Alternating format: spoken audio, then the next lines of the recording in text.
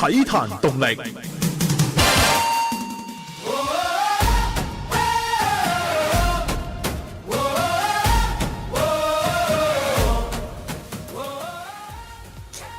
大家好，三藩市星島中文電台2026年世界盃特輯，我係殷偉文，我係鍾偉文。鍾老闆，世界盃嘅賽事就已經進入咗爭奪16強嘅階段。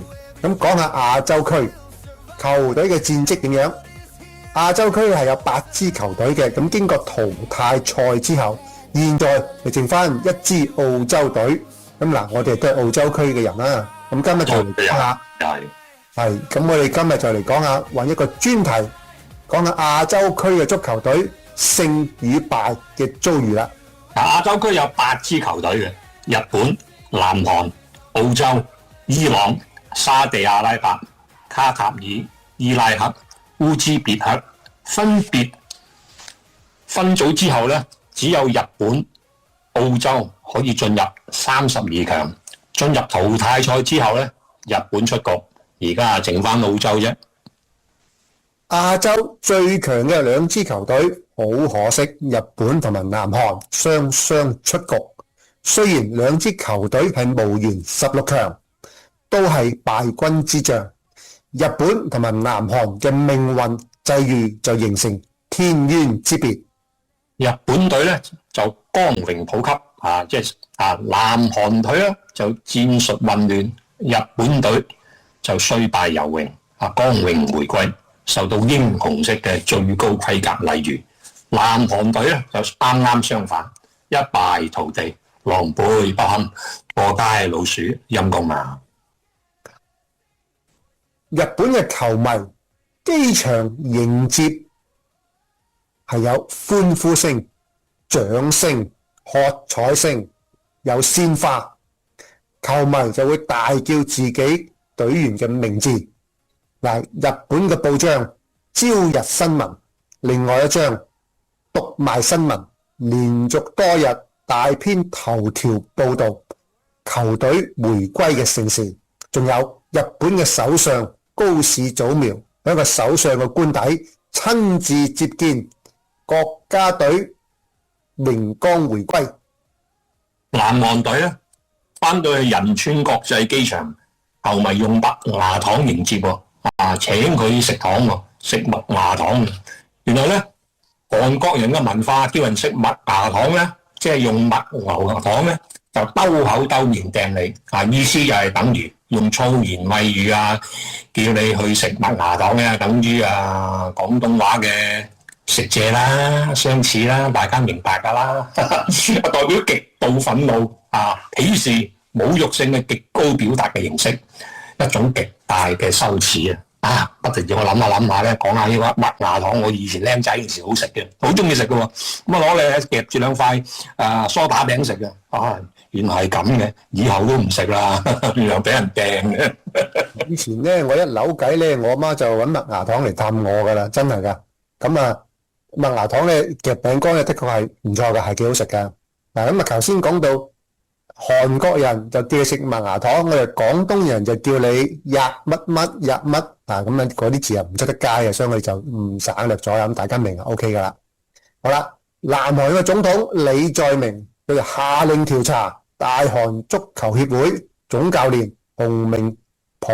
嗱，呢個嗰個甫啦，有人讀洪明甫，有人讀洪明虎嘅。咁我哋咩洪明虎啦，佢而家真係虎嘅弟弟啦。OK，今日當佢洪明虎啦。咁佢而家佢任命嘅過程咧，又有冇涉嫌違法違規、秘密協商、黑箱作業？咁大家心照啦，呢啲其實咁南韓嘅足協喺任選任明虎嘅過程中，有冇違法嘅行為？南韓足協嘅內部佢哋選呢個教練嘅準則咧，係講派系、講人事關係㗎。咁其實呢一點就唔單止喺南韓有嘅，喺亞洲其他地區嘅國家都一樣有。同意，比比皆是只要你唔輸波，冇人去追究，冇人投訴，什麼派別、什麼關係當你一輸波，麻煩就跟住你。俗語有講唔怕你唔識貨，最怕貨比貨啊！日本隊同南韓咧就係一對好鮮明嘅對比。喺呢個6月24日 A 組嘅末輪小組賽入邊，南韓就對南非，南非咧就以1-0爆冷擊敗咗南韓。咁南韓隊嘅隊長孫興慜點解去到下半場先至放佢出去呢？嗱，其實成隊波嘅排兵布陣係出咗一個好大嘅錯誤嘅。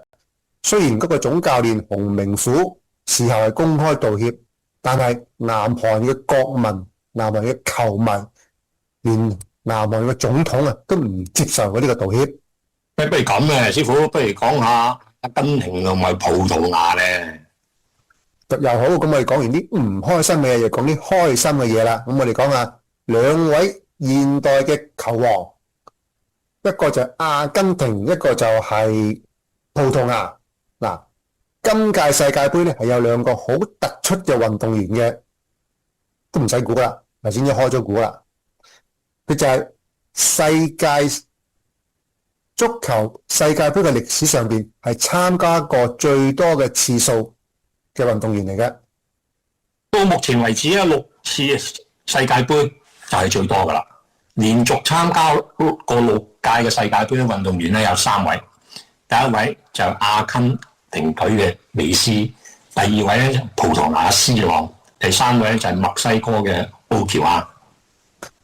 嗱，頭嗰兩位咧就真係出6場就打足六屆嘅，但係呢個墨西哥呢個奧喬亞咧，雖然佢係6次入選呢個世界盃，但係喺2006同埋2010年嗰2屆咧，佢係冇出場踢過波嘅，佢係冇獲得出場嘅機會嘅，所以實際上咧佢出咗場咧係得4屆啫。講時講啊，而家美斯咧喺6屆裏邊咧係我仲係揸住世界紀錄㗎，佢竟然喺6屆裏邊咯射咗19球啊！到現時為止啊，今日為止已經射咗19球啊！係冇錯，佢而家係領先緊嘅，冇錯。咁如果計埋女子足球咧，世界盃咧參加嘅次數最多就係女足嘅運動員啦。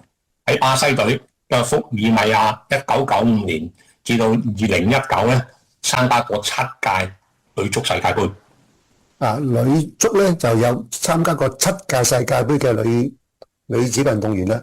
我哋男子嘅運動員咧，男足咧就未有呢個紀錄，去到6屆啫，咁啊要繼續努力追啦。好啦，講翻阿美斯同埋阿 C 朗啦。足球壇兩位嘅絕代雙驕，唔係喎，係應該係絕代雙雄啊，師傅嚇。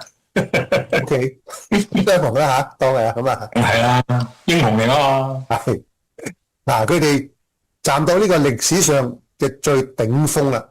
嗱，我就用陰陽嚟形容呢兩位球王㗎。屬陰嗰個咧就係美斯。因為佢個性格係比較內斂同埋低調嘅，而阿 C 朗咧就性格係比較陽性啲嘅，性格外向嘅，係外露型，佢俾人一種感覺係剛強同埋熱血嗰種 feeling 嘅。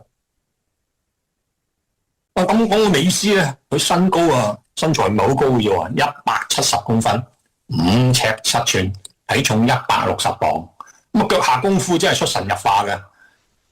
球咧就不離腳，腳啊不離球啊，俾人一種感覺咧就係個波就黐住隻腳，腳下功夫咧好似行雲駕步咁嘅啊，擅長啊近又得，短又得，窄又得啊，左穿右插啊，帶個波啊連過幾個啊，入到對方禁區起腳就射門。